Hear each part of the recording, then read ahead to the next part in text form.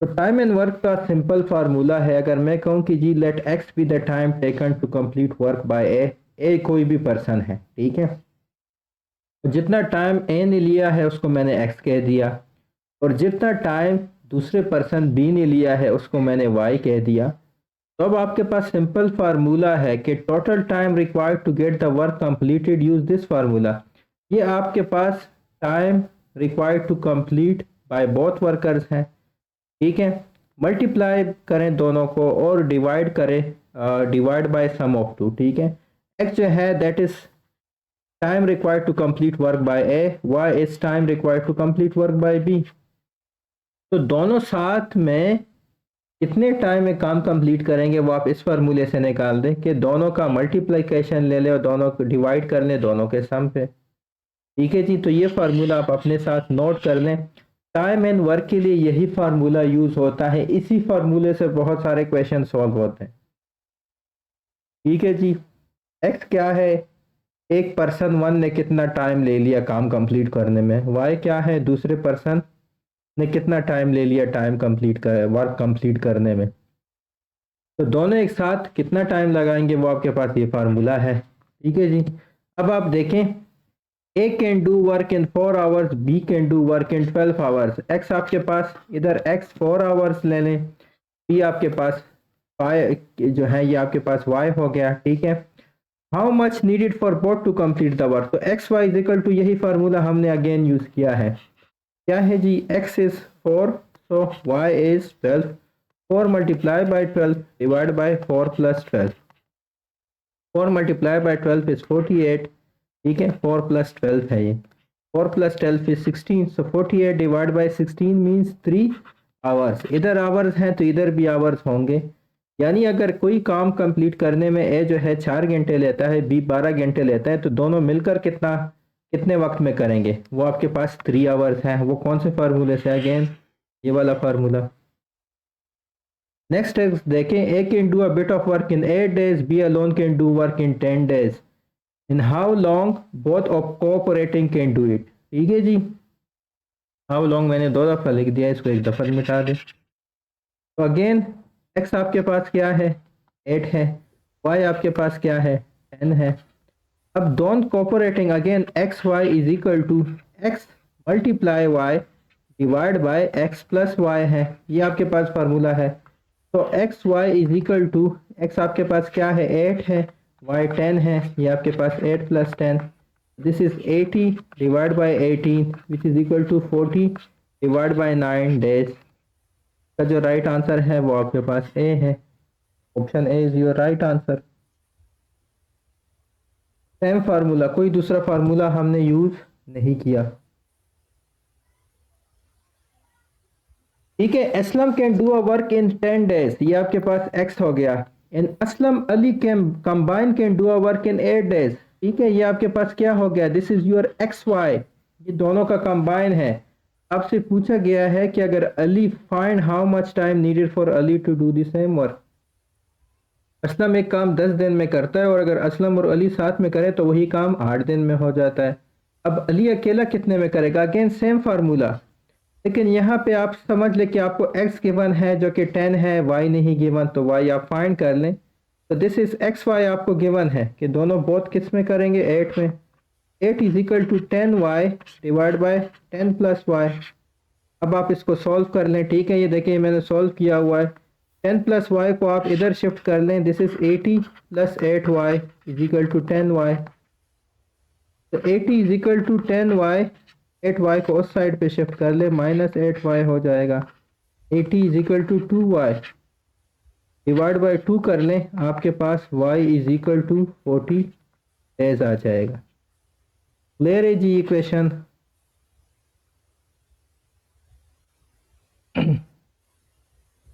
Same formula हमने use किया है, उसी एक फार्मूले से सारे क्वेश्चन सॉल्व होंगे। चलिए इसका आंसर मुझे बता दे जी, A and B, let me check the message, okay very good. अच्छा, A and B can dive a trench in 12 days, कुआं खोदना है, कहते हैं कि A and B together can dive a trench in 12 days while A alone can dive in 30 days. In how long B can dig it? शाबाश, कैसे solve करेंगे? Again same formula, हमें क्या क्या गिवन है, क्या क्या गिवन है हमें? सर जी एक्स गिवन है और एक्स वाई गिवन है। जी very good, X Y given है। एक्स वाई कितना है? वो 12 है सर। Very good. एक्स कितना है? 30 है। तो हमने क्या फाइंड करना है? वाई। तो देखें X Y is equal to X multiply Y divide by X plus Y है। ठीक है जी। तो आपके पास 12 is equal to 30 plus Y into 30y हो गया। इसको आप इस साइड पे शिफ्ट कर लें। सॉरी, ये 30 मल्टीप्लाई वाई 30 प्लस वाई, ये नीचे प्लस है, ठीक है, 30 प्लस वाई, ठीक है। इसको आप इस साइड पे अब शिफ्ट कर लें। समझ आ रही है जी? तो 12 into 30 plus Y is equal to 30y। 3 से 36 आता है, ये आपके पास 360 plus 12y is equal to 30y आ गया। 12y को आप इस साइड पे शिफ्ट कर लें, this is 360। 30 minus 12y 18y आ जाएगा। 80y फाइंड करने के लिए दोनों साइड को 18 पे डिवाइड कर लें। 36 टू ज़ार 20, 36 टू ज़ार 36 आता है, ठीक है। So this is 1, this is 2 और साथ में 0। तो y is equal to 20 days. यहाँ पे इसका आंसर आपके पास 20 डेज आ जाएगा। क्लियर है जी? Yes sir. Okay, past paper से लिया गया है। Ali takes 5 hours to paint a certain room. It takes Ahmad 4 hours to paint the same room. How many hours will it take Ali and Ahmad working together at their respective rates to paint the room together? शाबाश, find कर लें। कैसे find करेंगे? Answer बता दें मुझे इसका। Again क्या क्या गिवन है? एक्स गिवन है सर। एक्स गिवन है। एक्स क्या है जी? 5 आवर्स। ठीक है, वेरी गुड, ये आपका एक्स हो गया। और क्या गिवन है?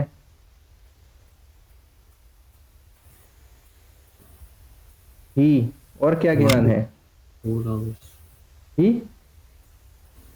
सर ऑप्शन बी है। वाई 4 आवर्स है सर। ठीक है, वाई भी गिवन है आपके पास, Y is 4 hours, very good, ठीक है। हमने क्या फाइंड करना है? दोनों का। तो this is 5 multiply 4 divide by 5 plus 4, तो दिस इज 20/9। ठीक है जी। अब देखें आपके पास 20/9 का ऑप्शन नहीं है, तो इसने क्या किया है कि ये आपके पास इम्प्रॉपर फंक्शन है। देखें जब आपके पास न्यूमरेटर जो है, फॉर एग्जांपल आपके पास ये 2/3 है या इस तरह कुछ है, ये आपके पास सारे प्रॉपर फंक्शंस हैं। प्रॉपर फंक्शंस वो होते हैं जो जिसमें न्यूमरेटर छोटा हो, ठीक है, ये प्रॉपर होते हैं। ये सारे आपके पास प्रॉपर फंक्शंस हैं जिसमें न्यूमरेटर ऊपर वाले नंबर को कहते हैं। तो ये आपके पास प्रॉपर फंक्शंस है, प्रॉपर फ्रैक्शंस है, ठीक है। These are proper fractions. जब आपके पास न्यूमरेटर छोटा हो, ये प्रॉपर फ्रैक्शंस है। अगर डिनोमिनेटर न्यूमरेटर की इक्वल हो या उससे बड़ा हो, इक्वल तो 1 ही आता है, वो तो छोड़ दे। अगर जो न्यूमरेटर है वो बड़ा हो, फॉर एग्जांपल 4/3, 7/12, 15/9, ये आपके पास इम्प्रॉपर फंक्शन है।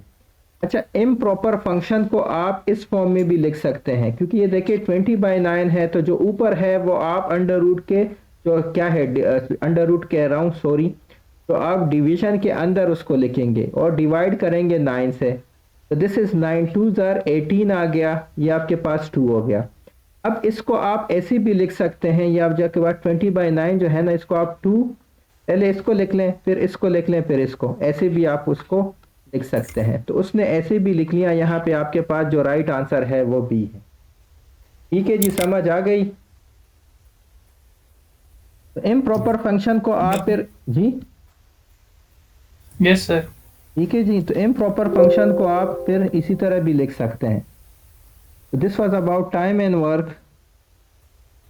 लेट अस ज्योमेट्री बाद में पढ़ लेंगे, क्योंकि वो जो है वो पूरा जो है उस पर टाइम ज़्यादा लगेगा इंशाल्लाह, तो वो हम कल पढ़ लेंगे। Let us do word problems over here.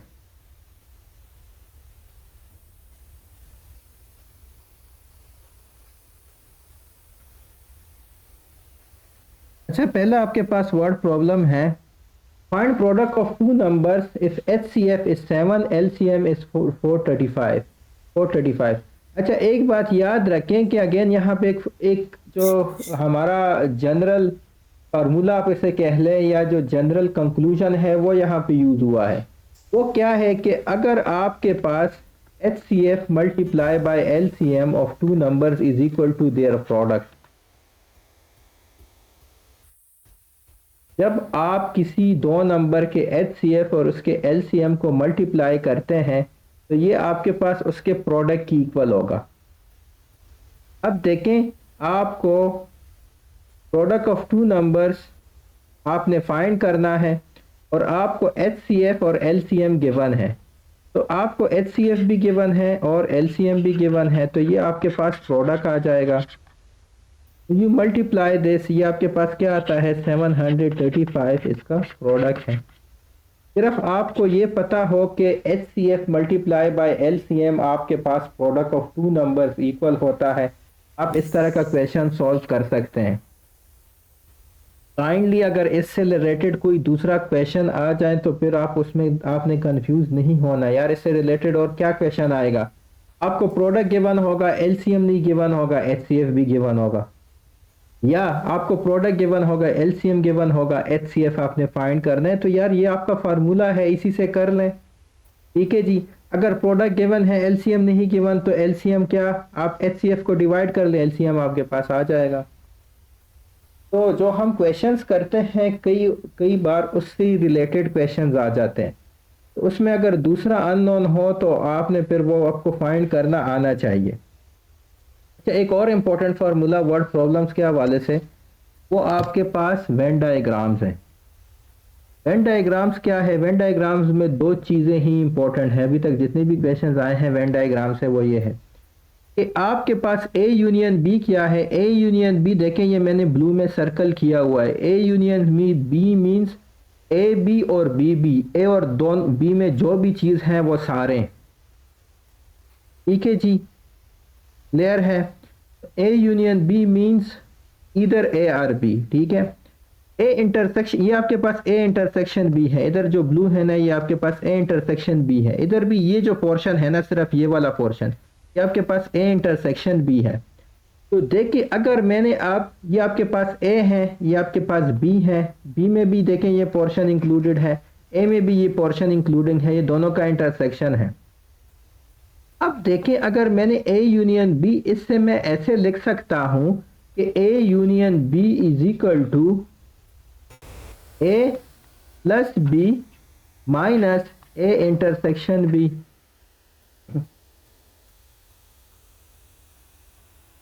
देखें A यूनियन B क्या, थोड़ा सा दोबारा बताना। देखिए मैं आपसे कह रहा हूं कि ये जो सारा पोर्शन है ना, ये जो जितना ब्लू हुआ है, ये आपका A यूनियन B है। अब देखें आपने क्या करना है कि अगर आपने A यूनियन B फाइंड करना है तो आपने सिर्फ A प्लस B और जो इनका इंटरसेक्शन है A प्लस B को जमा करना है और इस पोर्शन को आपने माइनस करना है, क्योंकि इस पोर्शन की ओवरलैपिंग हो गई ना। समझ आ गई कि नहीं आई?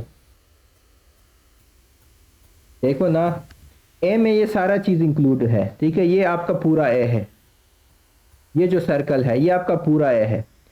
B में देखें, B में आपका ये पूरा चीज इंक्लूड है।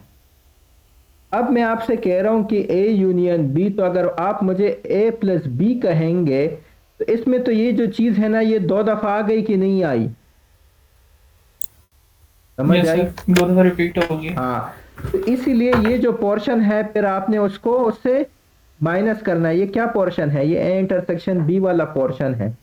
तो आपके पास A यूनियन B जो है वो इक्वल होता है A plus B minus A intersection B।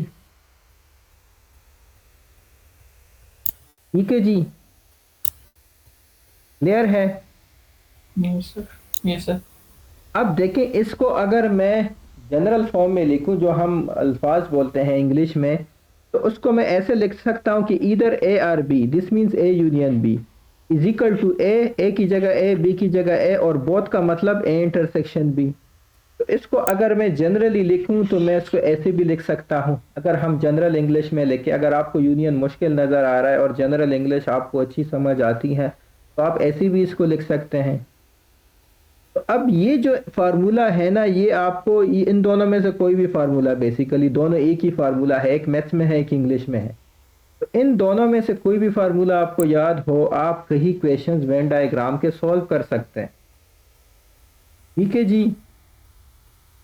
इधर A or B is equal to A plus B minus what, ये फार्मूला अपने साथ लिख लें, भूलें नहीं, या ऊपर वाला लिख लें, उसको भूलें नहीं। ठीक है। अब देखें, ये आपका पास पेपर का क्वेश्चन है और लोगों ने कहा था ये काफी मुश्किल क्वेश्चन है। क्या कह रहा है? In a class of students, in a class of 100 students, total students आपके पास 100 हैं, 55 स्टूडेंट्स हैव पास्ड मैथ्स। तो ए आपके पास 55 आप उसको कह ले, ठीक है, and 67 students have passed physics. A कहते हैं या एम कहते हैं, आपकी मर्जी है। ठीक है। इधर पे जो मैं ए बी कह रहा हूँ ये कोई भी हो सकता है। ठीक है। यहाँ पे एम एफ कहते हैं, जो भी कहते हैं। फिजिक्स जो है वो कहते हैं कि इसको आप चलें एम कह लें, एम इज इक्वल टू 55 या ए इज इक्वल टू आपकी मर्जी है। फिजिक्स आपके पास 67 है। टोटल स्टूडेंट्स आपके पास 100 हैं। वो कह रहे हैं then find the number of students who have passed in physics only. समझ आ गई है? अब देखें, इस क्वेश्चन को समझने की कोशिश करें। आपके पास ये जो पूरा ए है ना, ये जो पूरा ए है वो आप चलें इसको एम कह ले, वो आपके पास 55 है। ये जो पूरा बी है ना, उसको चले आप फिजिक्स कह ले, वो आपके पास 67 है। ठीक है। इसमें ये भी दोबारा इंक्लूडेड है, 2 दफ़ा आ गया।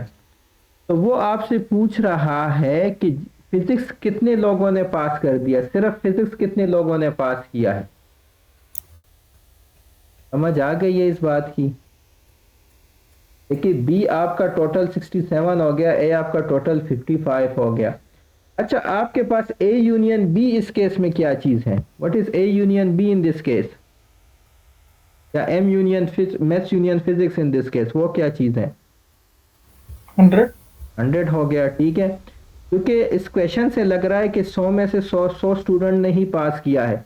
अगर मैं वो वाला फार्मूला लिखूं, आप इंग्लिश में लिखते हैं, उर्दू में इंग्लिश में लिखते हैं या मैथ्स में लिखते हैं, one and the same thing. ठीक है। देखिए, आपके पास ए यूनियन बी मींस इधर ए आर बी। ठीक है। ये आपके पास 100 है। ए आपके पास क्या है? ए को आप मैथ्स कह लें, चलें, A is equal to maths. ठीक है। This is 55 plus 67 minus A intersection B. Now what will be A intersection B?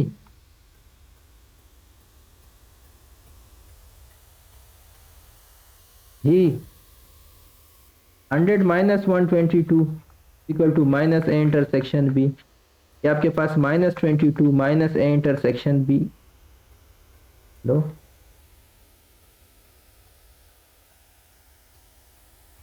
This is minus A intersection B, minus minus cut जाएगा, ए इंटरसेक्शन बी आपके पास 22 आ गया। यहां तक समझ आ गई आपको इस क्वेश्चन की? Yes sir. सर इसमें से उसने कहा है कि फिजिक्स का निकालना है, अगर मैथ्स का पूछे तब भी यही सेम 22 होगा। नहीं, ये फिजिक्स का अभी हम निकाले नहीं है। ए इंटरसेक्शन बी तो वो है जिन्होंने फिजिक्स और मैथ्स दोनों को पास किया है यार, इंटरसेक्शन है ना। समझ आ गई आपको? अभी हमने फिजिक्स का नहीं निकाला हुआ, मैथ्स का भी निकालेंगे, फिजिक्स का भी निकालेंगे। पहले आप इतना तो समझ ले, ए इंटरसेक्शन बी का क्या मतलब है? इंटरसेक्शन का क्या मतलब है? एंड मतलब है, बहुत मतलब है। तो कितनी स्टूडेंट्स ने फिजिक्स भी पास किया है, मैथ्स भी पास किया है, वो हमने अभी निकाल दिया इस फार्मूले से। समझ आ गई कि नहीं आई? देखिए, 100 Yes, sir. स्टूडेंट है और उसमें से कोई भी फेल नहीं है। ठीक है। अब वो कह रहे हैं कि 55 स्टूडेंट ने मैथ्स पास किया है, 67 स्टूडेंट्स ने फिजिक्स पास किया है। आपसे पूछ रहे हैं कि फिजिक्स कितने स्टूडेंट्स ने, सिर्फ और सिर्फ फिजिक्स कितने स्टूडेंट्स ने पास किया है। समझ आ गई बात की? यस सर, क्लियर है। ठीक है जी। तो देखें ना, अब देखें हमने क्या निकाला। अब हमें ए यूनियन बी तो पता है कि वो 100 है, यानी कितने लोगों ने फिजिक्स और मैथ्स दोनों को पास किया है, वो टोटल 100 है। अब 55 स्टूडेंट ने फिजिक्स पास किया है और 55 स्टूडेंट्स ने मैथ्स पास किया है, 67 स्टूडेंट्स ने फिजिक्स पास किया है। अब दोनों कितनी स्टूडेंट्स ने पास किए वो हमने इस फार्मूले से निकाली, वो आपके पास 22 है।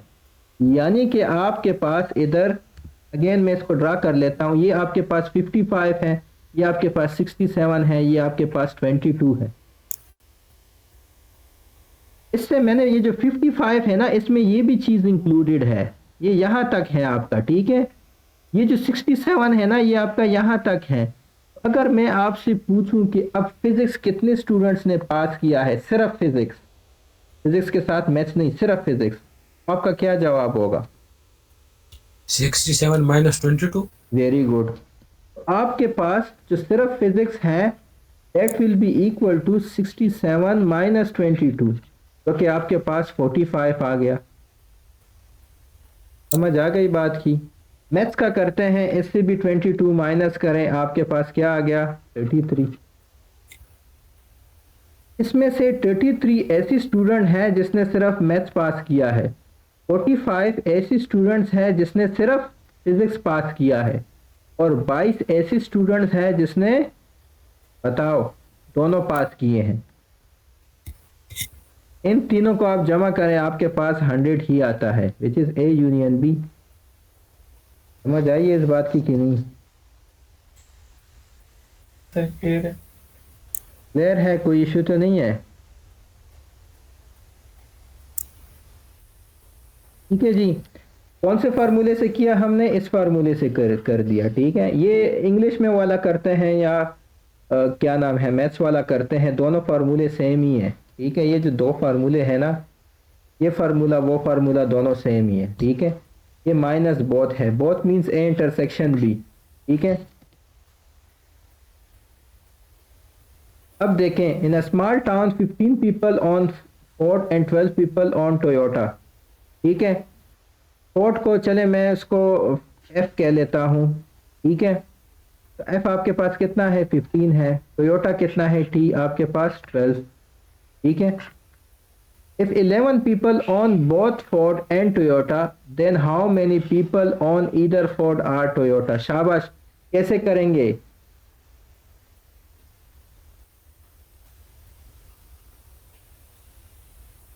ये वही फार्मूला। तो वो आंसर होगी जी, जो ए यूनियन बी है वो आंसर होगा। ठीक है। हमने क्या फाइंड करना है? हमने ए यूनियन बी फाइंड करना है। इस केस में ये एफ यूनियन टी हो गया। आप इसको जो भी, या इसी को ए बी बोल ले, ठीक है, इसी को आप ए बी बोल दें, जो भी आप उसको बोलते हैं आपकी मर्जी है। तो हमने ए यूनियन बी फाइंड करना है। ए भी गिवन है, बी भी गिवन है, और बोथ ए इंटरसेक्शन बी भी गिवन है। A union B is equal to, A क्या है आपके पास? 15 है, बी क्या है? 12 है, ए इंटरसेक्शन बी भी गिवन है, वो कितना है? 11।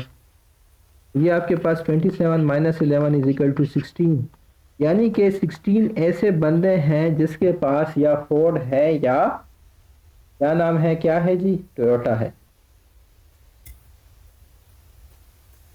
ठीक हो गया जी? Yes sir. समझ आ गई है? जी यस सर। अगर मैं आपसे सर अगर इस क्वेश्चन में कहा जाए कि find the people who own Toyota, सिर्फ टोयोटा, शाबाश, वो मुझे बता दे कितने होंगे। शाबाश, बता दे, वेन डायग्राम की मदद से कर दे, चले इसकी जिसमें मदद से से भी 12 करते। माइनस कर लेंगे। सर जी अच्छा, आप ये 16। देखिए ना, आपके पास इंटरसेक्शन क्या है? इंटरसेक्शन किस चीज की है? देखें, आपके पास टोटल क्या है? In small town 15 people on Ford, कि मैं अगर इसको एफ कह दूं, इसको टी कह दूं, 15 ये आपके पास 15 है, इसमें ये चीज भी इंक्लूडेड है, ठीक है। टोयोटा कितने हैं? 11 है, जिसमें ये चीजें भी इंक्लूड है, ठीक है। 12 है टोयोटा, नहीं 11 है, ठीक है। Toyota is 11, sorry, Toyota is 12, और बीच वाला क्या है? ये आपके पास 11 है, ठीक है। तो अब टोयोटा कितने बंदों के पास होगा? शाबाश, मुझे बताए, सिर्फ टोयोटा कितने बंदों के पास होगा? 12 माइनस 11। जी, वेरी गुड। यानी टोयोटा सिर्फ एक बंदे के पास, सिर्फ टोयोटा सिर्फ एक बंदे के पास है। फोर्ड कितने बंदों के पास होगा? सिर्फ फोर्ड वो 4 बंदों के पास होगा। या समझ आ गई इस चीज की? Yes sir. सही है। इवन आपसे सिर्फ टोयोटा और सिर्फ फोर्ड का भी ज्यादातर नहीं पूछा जाता, लेकिन ये इसका कॉन्सेप्ट है ए यूनियन बी वाला, ये आपको आना चाहिए। ठीक है जी। अच्छा मुझे इसका आंसर बता दे। In a group of students at fast food restaurant 12 ate burgers and 9 had fries.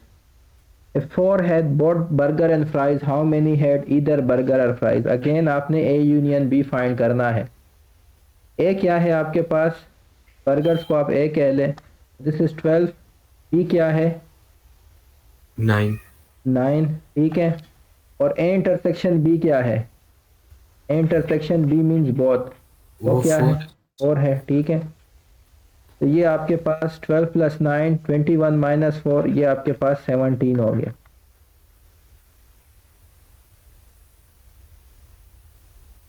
ठीक है जी। yes.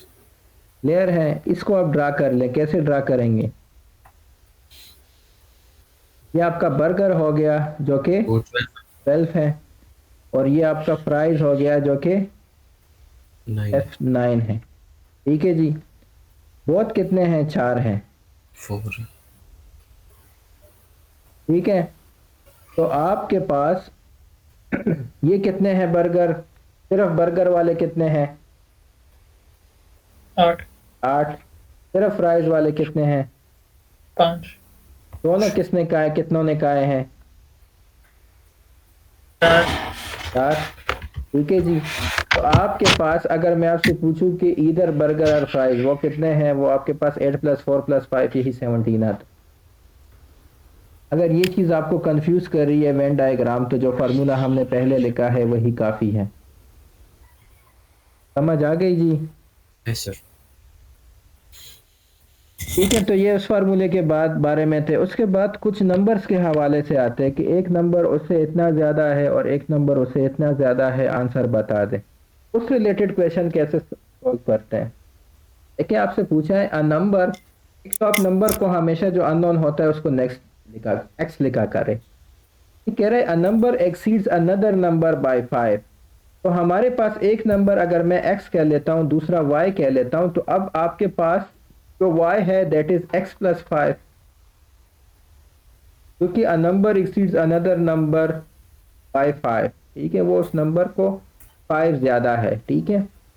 अब वो कह रहा है कि the sum of numbers is 19, find the smallest number.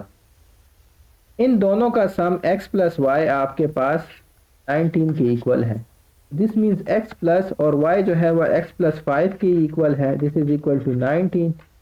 2x + 5 is equal to 19। 2x is equal to 14 + 5 को मैंने इधर शिफ्ट कर दिया। x फाइंड करना है, दोनों को डिवाइड कर लें, ये x इज इक्वल टू 7 आ गया। अब आपके पास x 7 है, y क्या है? x + 7 यानी 7 + 5 इज इक्वल टू 12, y 12 है। क्या मांगा क्या है? Smallest number. स्मॉलेस्ट नंबर आपके पास x है, इसका आंसर आपके पास 7 है। ठीक है जी। yes 5 more than 2/3 of a number is 47। Again उस नंबर को हम x कह लेते हैं, तो 2/3 of that number is 2x divided by 3, and we have 5 more than, and this is equal to 47। सिर्फ आपने स्टेटमेंट को इक्वेशन फॉर्म में कन्वर्ट करना है और उसको सॉल्व करना है। ये आपके पास 2x divide by 3 is equal to, इसको आप इस साइड पे ले आए, 47 - 5 यानी कि 42। तो 2x is equal to 42 multiply by 3। x is equal to 42 multiply by 3 divide by 2। 2 1s are 2 21s are, this is equal to 63। x की वैल्यू आपके पास आ गई है जी 63।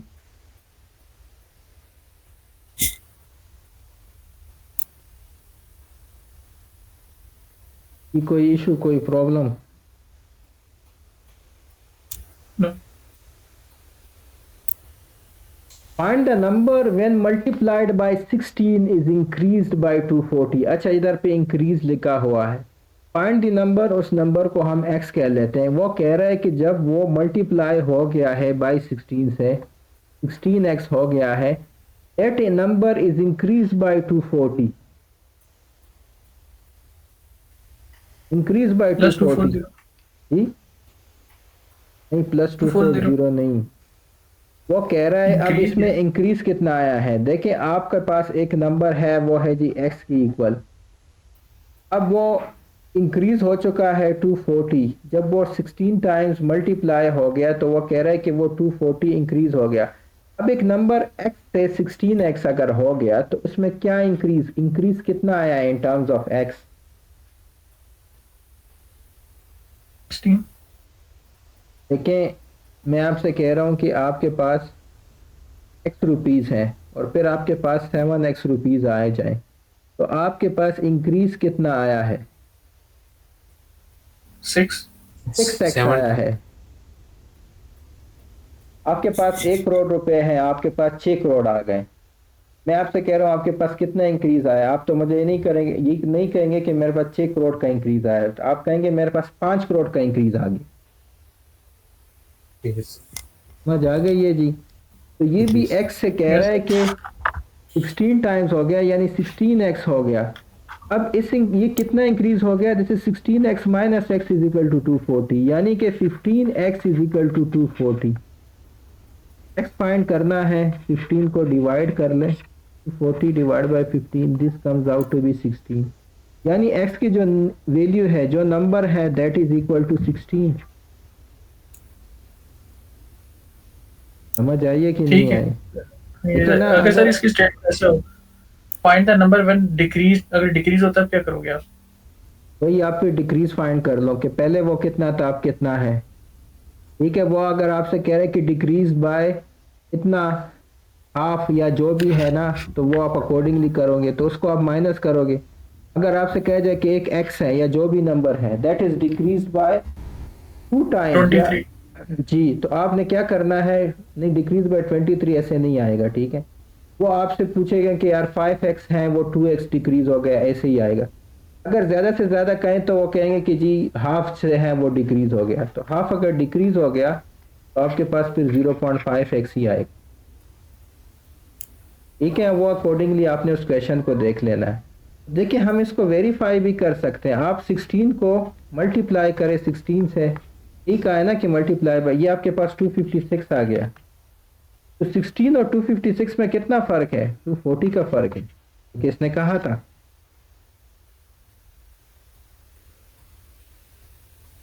तो दोबारा सॉल्व कर लें, दोबारा देख लें, कोई इशू तो नहीं है।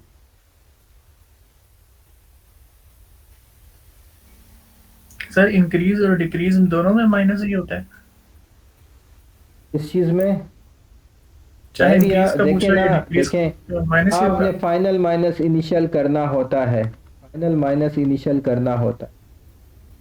अगर मैं आपसे पूछूं कि मेरे पास x है, वो डिक्रीज हो गया 20%, ठीक है, तो आपको फिर परसेंट में ही बताएगा। तो अगर मैं आपसे कहूं कि जी x डिक्रीज हो गया by 20%, this means that it has become 0.8x, because 20% is 0.2,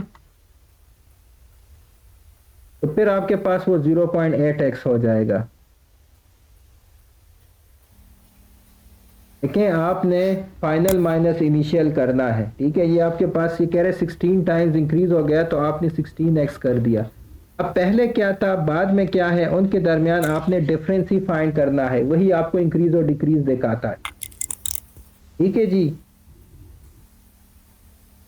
yes sir, ये फाइनल माइनस इनिशियल से इजी हो जाता है फार्मूले से।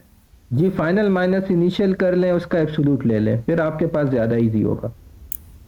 If a man takes 2 hours to row 7 kilometer upstream and 15 kilometer downstream, what is the speed of the current?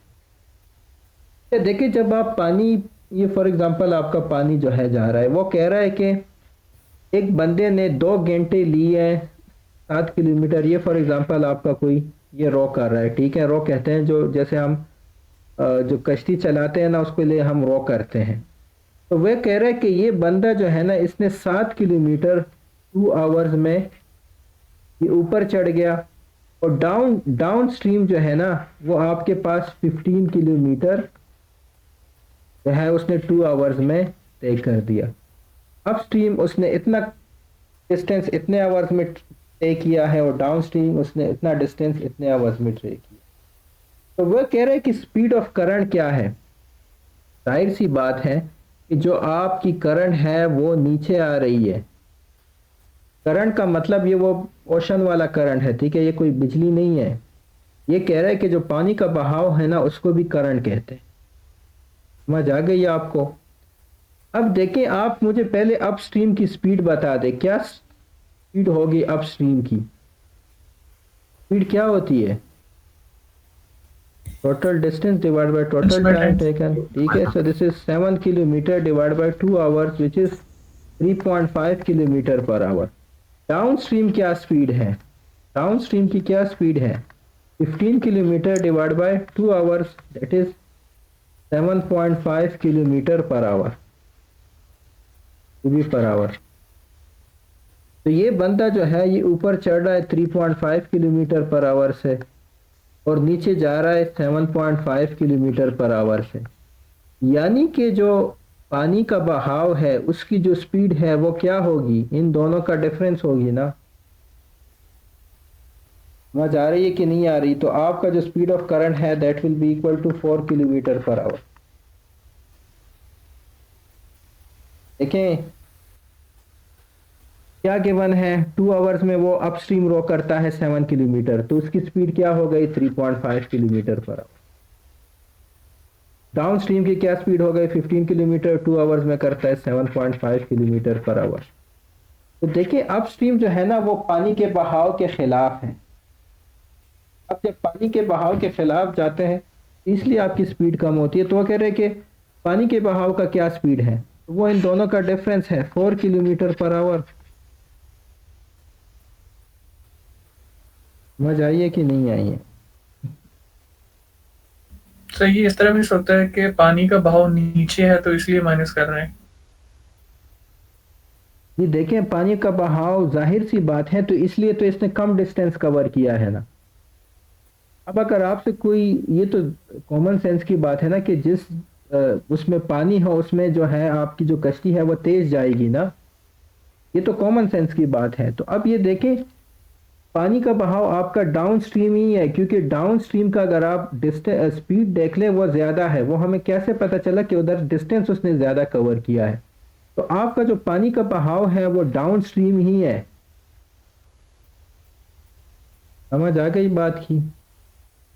यार अगर आप पानी के साथ चलते हैं तो जाहिर सी बात है वो आप तेज चलेंगे, पानी के खिलाफ चलेंगे वो आप स्लो चलेंगे। तो ये पानी के खिलाफ है, ये पानी के साथ है। अब जो दोनों में डिफरेंस है वही उसकी जो स्पीड होगी वो उस वजह से होगा ना। समझ आ गई जी? जो कि 4 किलोमीटर पर आवर आ गई। सर अगर इस तरह ये कहता है कि पिछले क्वेश्चन में कि a man takes 2 hours to downstream 15 kilometer and after some time he again go to downstream as 4 kilometer, तो फिर दोनों की स्पीड ऐड कर दे। आपने टोटल अपनी स्पीड फाइंड करनी है। देखिए नहीं स्पीड आप यही जब, क्वेश्चन है लेकिन वो दोनों दफा डाउनस्ट्रीम गया है, तो फिर आप ठीक है, जो आंसर आएगा उसमें दोनों ऐड करेंगे। दोनों दफा डाउन स्ट्रीम गया है, फिर आप जो अप स्ट्रीम वाली जो क्या नाम है करंट की, आप फिर स्पीड ही नहीं फाइंड कर सकते। फिर वो आपसे करंट की स्पीड मांगेगा ही नहीं, वो आपसे फिर एवरेज स्पीड मांगेगा। अगर आपने एवरेज स्पीड फाइंड करनी है तो आपको क्या करना पड़ेगा? Total distance divide by total time. Speeds को नहीं एवरेज लेना, फिर आपने टोटल डिस्टेंस जितनी भी उसने कवर किया है और टोटल टाइम जितने भी उसका हुआ है वो आपने फाइंड करना है। Total distance divide by total time करना है, वो आपके पास स्पीड आ जाएगा। समझ आ गई बात की? ठीक सही है। है। The students of a certain class collected RS 900। कोई क्लास थी उसमें लोगों ने, स्टूडेंट्स ने कंट्रीब्यूट किया तो 900 आ गए। Each student contributing as many rupees as there were students in the class। क्या कहा है उसने कि हर स्टूडेंट ने उतने रुपए डाले जितने उस क्लास में स्टूडेंट थे। अब वो कह रहा है कि how much did each contribute. जी व्हाट डू यू थिंक, ये तो आपको अंदाजे से भी आना चाहिए।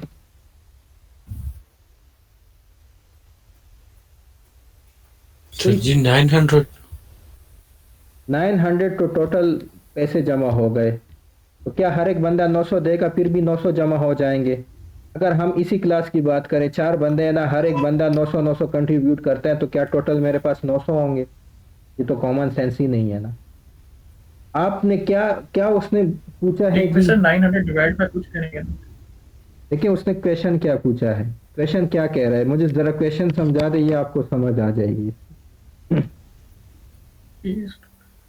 टोटल कंट्रीब्यूशन कितनी है? 900 है how much did each contribute? जी। इस स्टूडेंट ने कितना कंट्रीब्यूट किया है लेकिन सर टोटल स्टूडेंट इंटरेस्टेड होंगे ना। जी? हर एक स्टूडेंट ने उतना ही मैं कंट्रीब्यूट कह किया रहा था है कि अगर हमें जितने, टोटल नंबर ऑफ स्टूडेंट्स का पता चल रहा है।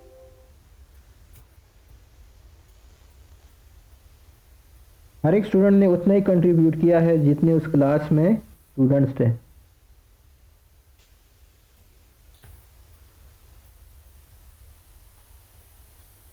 सर मतलब एक बच्चे ने 900 कंट्रीब्यूट किया है नहीं, एक बच्चे ने नहीं किया, वो कह रहे थे स्टूडेंट्स ऑफ अ तो सर्टन क्लास।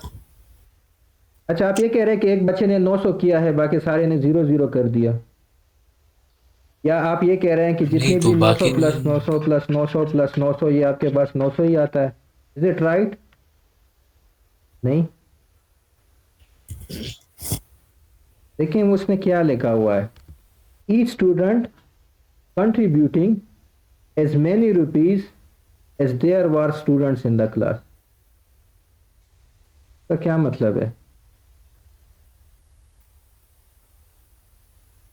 अगर क्लास में 10 स्टूडेंट हैं, 900 डिवाइडेड बाय x। यार बात सुने, आप जरा बात सुने, इसका मतलब है कि अगर क्लास में 10 स्टूडेंट है तो हर एक स्टूडेंट 10 देगा। अगर क्लास में 15 स्टूडेंट है तो हर एक स्टूडेंट 15 रुपीज देगा। अगर क्लास में 20 स्टूडेंट है तो हर एक स्टूडेंट 20 रुपए देगा। इस स्टेटमेंट का ये मतलब है। अब टोटल कलेक्शन 900 है, तो हर एक स्टूडेंट ने, उस क्लास में कितने स्टूडेंट्स हैं और हर एक स्टूडेंट ने कितनी दे दी?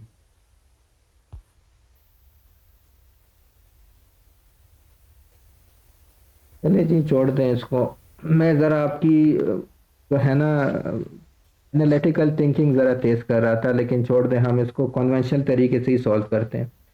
Late each students contribution be x. ठीक है, ये ईच स्टूडेंट का कंट्रीब्यूशन हो गया। Let number of students in class be x. ठीक है, वो भी एक्स। तो x multiply by x is 900, this means x square is equal to 900, under root लेंगे x इज इक्वल टू आपके पास 30 आ जाएगी। ठीक है जी, आप क्लियर हैं? सही है जी।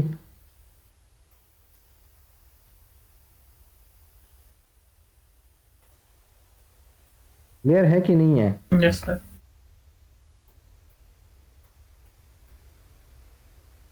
आप लोगों को मतलब मेन रीजन क्या होता है? क्वेश्चन की समझ नहीं आ रही होती, क्या होता है, मसला क्या होता है इस क्वेश्चन में? अब ये काफी आसान सा क्वेश्चन है। क्लियर है। तो इसकी स्टेटमेंट काफी डिफिकल्ट है। देखिए स्टेटमेंट तो कोई डिफिकल्ट नहीं, उसने यही कहा है ना कि जितने नहीं सर, आप स्टूडेंट, कह रहे थे एनालिटिकल मेथड से कैसे करेंगे। एनालिटिकल मेथड से अगर मैं वैसे ही आपको कह दूं कि यार जितनी क्लास में स्टूडेंट्स है उतनी सब ने पैसे डाल दिए या उतने सब ने रुपए डाल दिए और मेरी टोटल कंट्रीब्यूशन 900 है, आपको डायरेक्टली पता होना चाहिए कि यार इसका आपने अंडर रूट ही लेना है, क्योंकि नंबर ऑफ स्टूडेंट्स भी एक्स है और हर एक की कंट्रीब्यूशन भी एक्स है। इन दोनों का मल्टीप्लिकेशन से ही 900 आएगा, तो आप उसको सब अंदाजे से ही आपको करना चाहिए था।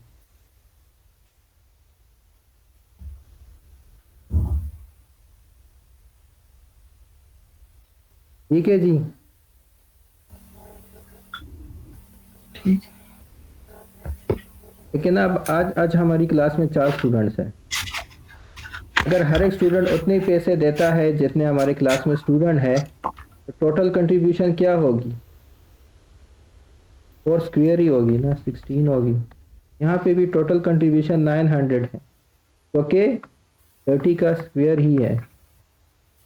क्योंकि उस क्लास में 30 स्टूडेंट्स है और हर एक स्टूडेंट 30-30 रुपए कंट्रीब्यूट कर रहा है, इसलिए तो आपके पास 900 आ गया। सही है सर, अब क्लियर हो गया।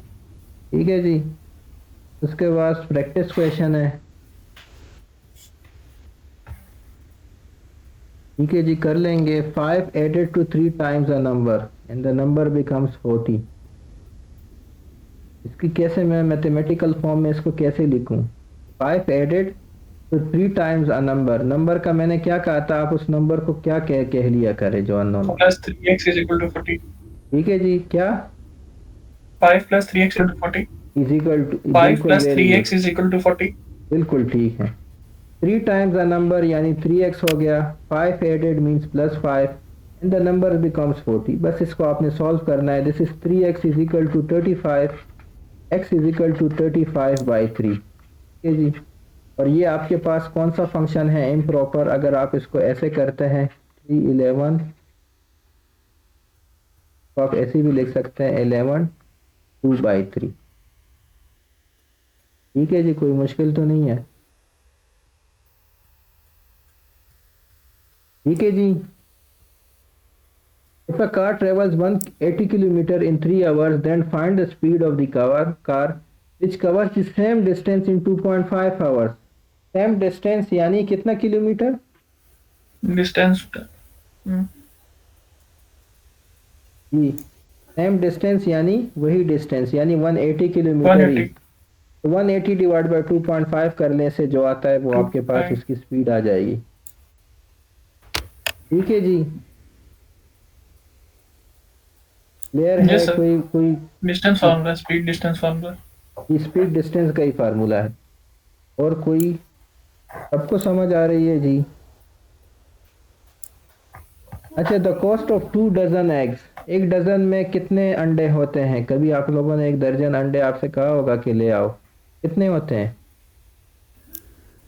12 होते हैं। तो 2 दर्जन में 24। तो 24 अंडे जो हैं वो 96 रुपीज़ में है। तो यहाँ से आप एक अंडे का प्राइस फाइंड कर सकते हैं। ठीक है, तो 1 egg is equal to 96 divide by 24। Okay, I think 4 rupees आता है, ऐसे ही है।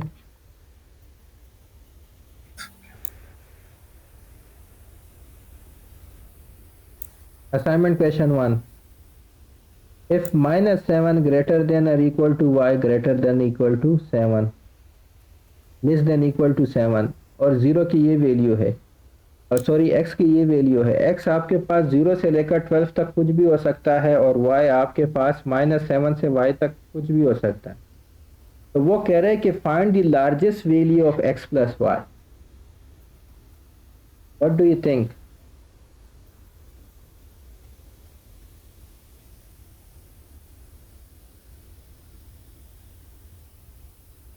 जी, what do you think? Find the largest value of x plus y. 7 और 12। जी, उनको ऐड कर लें तो इसकी आपके पास राइट आंसर 19 हो गया। देखिए, लार्जेस्ट वैल्यू है x प्लस वाई की, तो y की लार्जेस्ट वैल्यू और x की लार्जेस्ट वैल्यू उठा ले, ऐड कर लें। स्मॉलेस्ट होता तो इन दोनों की सबसे छोटी वाली वैल्यू उठाते। ठीक है जी। भाई स्टेटमेंट डरा देती है, बस ये मुश्किल होता है। स्टेटमेंट को समझना ही तो ज़्यादा जो है ना वो क्रिटिकल काम तो वही है। अगर आपने स्टेटमेंट समझ लिया है, आपने ये समझ लिया है कि क्वेश्चन क्या गिवन है और आपसे पूछता क्या है, बाकी तो कोई इतना इसमें मुश्किल नहीं होता। ठीक है। A car covers the distance 200 kilometer in 2 hours and 40 minutes. The other car covers the same distance in 2 hours. Find the ratio of their speeds. इस तरह का क्वेश्चन हमने किया था, लेकिन उधर 30 था, इधर आपके पास 40 आ गए। फिर इनकी स्पीड फाइंड करेंगे, फिर हम दोनों स्पीड को डिवाइड कर देंगे। जी, स्पीड फाइंड कर लेंगे। इधर आपके पास इसको या आवर्स में कन्वर्ट कर लें या जो है ना दोनों को मिनट्स में कन्वर्ट कर। ठीक है जी, जैसे ही आप करते हैं। अगर आप आवर्स में कन्वर्ट करेंगे तो फिर आपके पास जो है ये थोड़ी मुश्किल हो जाएगी। तो बेहतर यही है कि आप इसको भी मिनट्स में कन्वर्ट करें, उसके बाद आप रेशियो ले सकते हैं। सही है। 3 person A, B, C divide almost are as 1,000 among themselves. The combined share of A and C is 400. The shares of B and C is 700. Find the share of C. कर लेंगे जी, मुश्किल तो नहीं है जी। और ये आपके पास वोट्स वाला क्वेश्चन है, तो इन असाइनमेंट क्वेश्चंस पे आप लोग को सॉल्व करने की कोशिश करें। कोई मुश्किल है आप व्हाट्सएप ग्रुप में हैं वो पूछ सकते हैं। एक दो स्टूडेंट्स ही व्हाट्सएप ग्रुप में लगे रहते हैं, पूछते हैं, बाकी सारे बिल्कुल खामोश हैं। ये जो है गेट को आपने सीरियसली लेना है। 12-13 दिन रह गए, इतना आसान भी नहीं है गेट को पास करना। तो काइंडली असाइनमेंट क्वेश्चंस करें, प्रैक्टिस क्वेश्चंस की प्रैक्टिस करें। जिसकी समझ नहीं आई वो आप पूछें। और मैंने आपसे कहा था कि एनालिटिकल का जो डॉक्यूमेंट मैंने अपलोड किया है उसको स्टार्ट कर लें। 2-2, 3-3 सिनारियोज दिन में किया करें ताकि जब हम एनालिटिकल तक पहुंचे आपकी काफ़ी प्रैक्टिस हो चुकी। ठीक है, कोई क्वेश्चन इस लेक्चर में?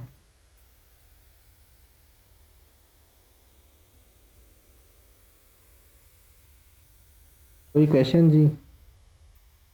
No sir. एंड करते हैं, ठीक है, इंशाल्लाह कल मिलेंगे। वालेकुम।